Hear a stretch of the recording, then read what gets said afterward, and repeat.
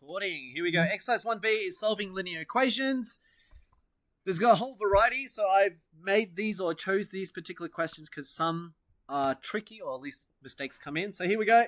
First thing to do, you can do a lot of things here, but the idea is you've got two x's on both sides, so we need to collect them to make it one side.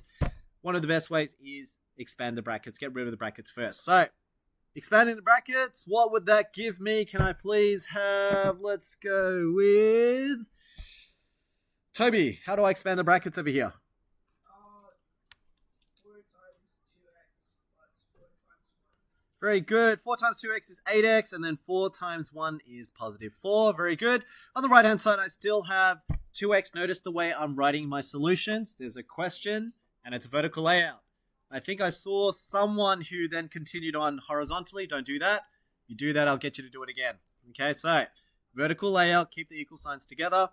And then the next line, I need to solve for x. So right now I've got 2 of these x's on both sides. How do I collect them together? Can I please have Samuel? What do I do? That's all right. We've got 2 x's on both sides. What would you do, Sonny? I would take away 2x from both sides and move 4 to the other side. Very good. Now, my tip here for those who didn't know, I would usually find the bigger x because they're both x's. I just want to know which one has a bigger group. So clearly this is 8x. So if that's the 8x I keep, the smaller one I get rid of. So how do I get rid of it? Well, this is positive 2x's. So the opposite of positive is negative, which is minus. So that's why Sonny said minus 2x on both sides. So if I minus 2x on both sides, 2x take away 2x, well, I have 0 x's left, so hence it's 0. So I got 0 on the right-hand side, but then 8x take away 2x, that combines it to one term, and that makes it 6x plus 4. So that changes your problem. Having 2 x's on both sides, now you end up with only 1 x on one side, which is much easier to solve.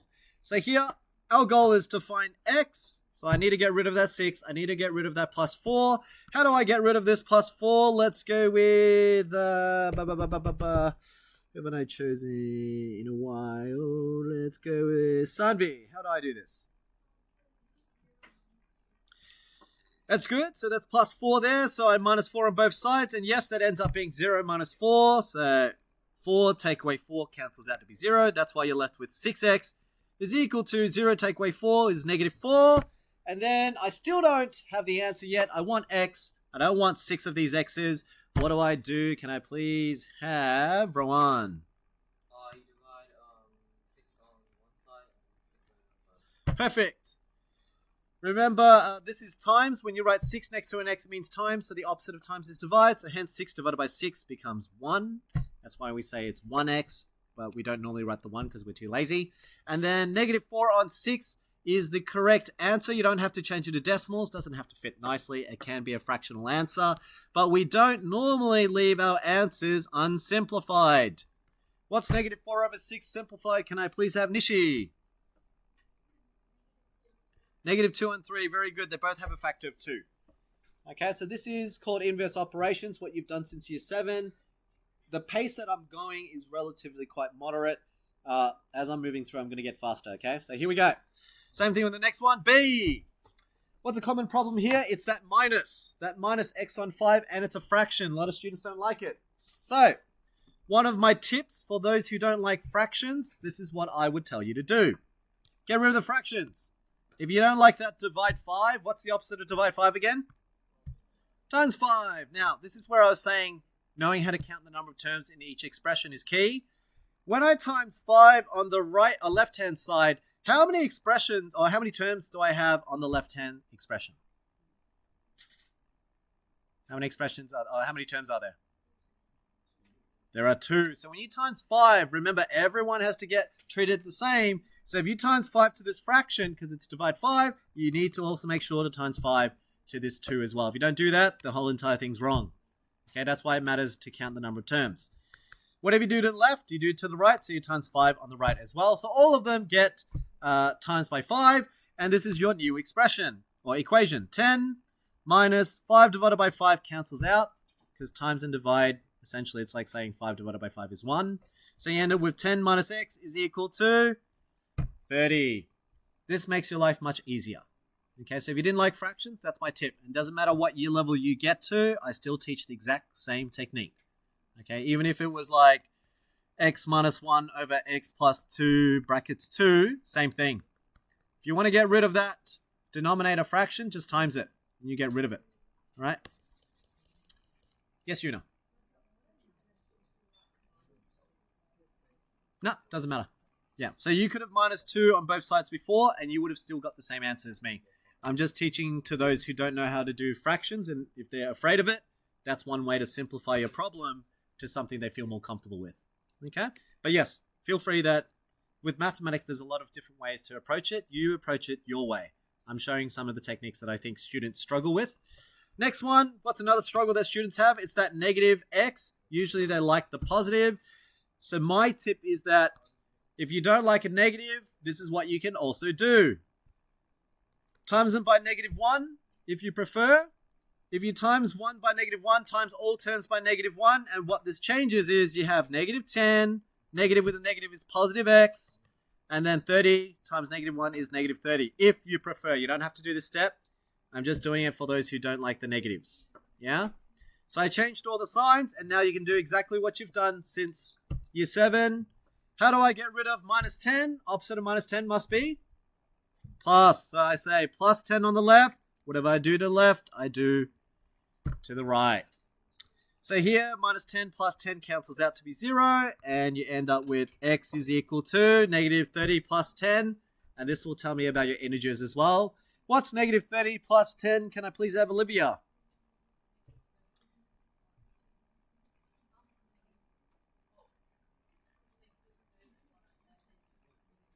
Very good. Negative 20. Okay, so some students will think it's 30 plus 10 and they will say negative 40. It's okay if you're making a mistake, but that's why I check your answers as you go. It tells a lot. In this one question, if I looked at your layout, I'd know a lot about you. Is it fractions that scare you? Is it negatives like multiplication? Is it inverse operations? Or is it integers? All of which is 7, 8 mathematics. Okay? All right. I'm going to pick up the pace now. So here we go. Let's go to the next one. Fractions. What's the tip? How do you get rid of these fractions? See that divide 3? What's the opposite of divide 3? Times 3. How many terms are there on the right-hand side? 2. So you times them all by 3. Okay, so here I would say the best way to solve this problem, times by 3, times by 3, times by 3. 3 divided by 3 cancels out. You end up with now 4 minus x is equal to 3x plus 6. And that is a much easier problem. Oh, is this photos?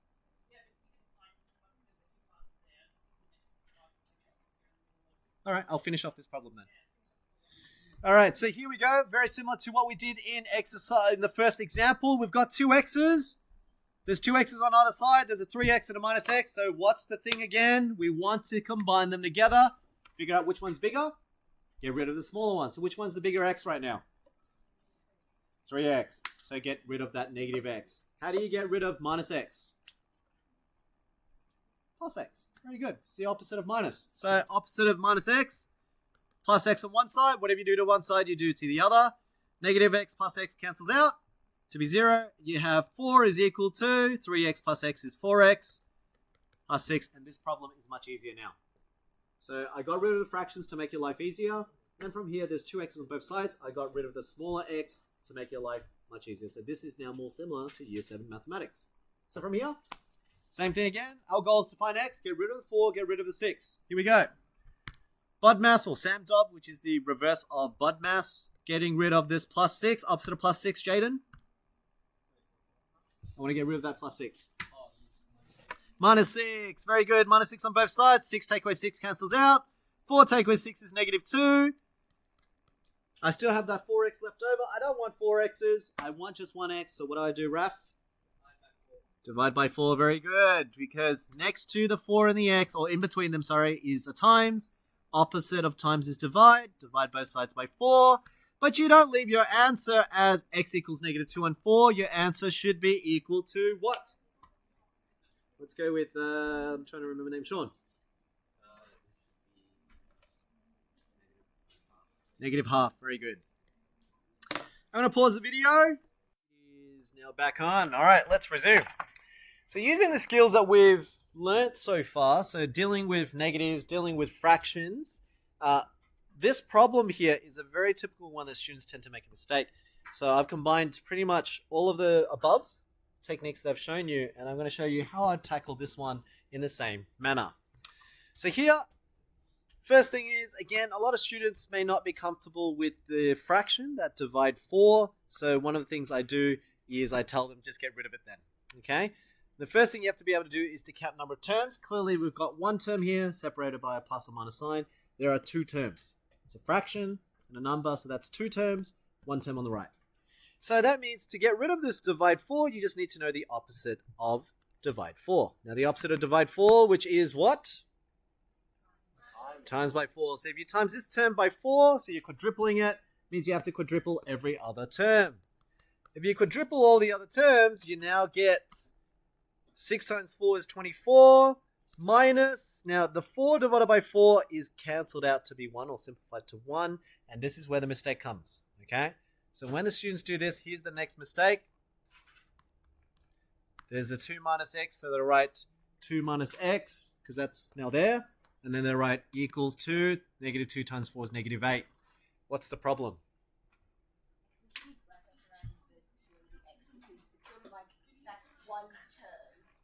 That's very good. And that's one of the things at year 12, they still catch this, they get caught on this one as well, and it's layout. That numerator comes together. They're one term. You have to have this number to divide this number first.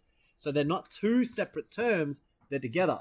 So technically there's an implicit bracket, and what you're doing out here is you're saying negative 1 times the 2 minus the x. So if you don't put the bracket, it almost looks like it's just minus 2 minus x, but it's actually negative 1 times the 2 and negative 1 times the negative x, and that double negative is meant to be positive. This is where the error comes in. Okay, so common mistake. And then if you do the brackets correctly, then from here, expanding the brackets like we did in the other example. So we're saying negative times the 2, negative times the negative x, so now you get 24 minus with the 2 is minus 2, double negative is positive, so positive x equals negative 8, and then up to this point, most of you should be able to get it correct from here. Okay, so from here, 24 minus 2, I know that's 22, so 24 minus 2, 22 plus x equals negative 8, and my final step is I want x, I don't want that positive 22, so I say subtract 22 on the left, subtract 22 on the right, 22 take away 22, 0, so that's why you get x is equal to negative 30. So 2 things there. How to get rid of fractions, girls? Thank you. How to get rid of fractions? That negative can often be a problem. If you didn't like what I just did here and that worries you, you know how I said to get rid of a negative, you can times them all by a negative? That could save you as well. Because as long as that's positive, you could have kept that as 2 minus x and you wouldn't have to worry. Because positive times anything is always its original sign. You only have to worry when it's a minus. Okay, so if you like the other technique I taught you before, I said right up here, if you didn't like the negatives in front of the x, you can times them all by negative and you just switch the sign. So positive becomes negative, negative x becomes positive x, and positive 30 becomes negative 30. That can help you not make those mistakes. Okay, so often the 2 most common errors that occur with solving equations is fractions and negatives. Those are the 2 the examiners know, and so if you look at a year 12 exam, they have full of it. Another one that you guys haven't touched yet is surds. So they'll chuck in a lot of surds, they'll chuck in a lot of negatives, they'll chuck a lot of fractions, and a lot of irrational numbers like pi.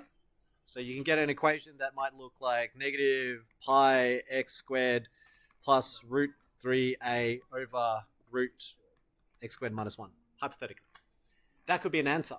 And students will feel very uncomfortable because there's a fraction, there's a negative, and if you have to solve this equation, it feels scary, but actually all the techniques I just taught you can be used at year 12 level as well. It just looks different. Okay?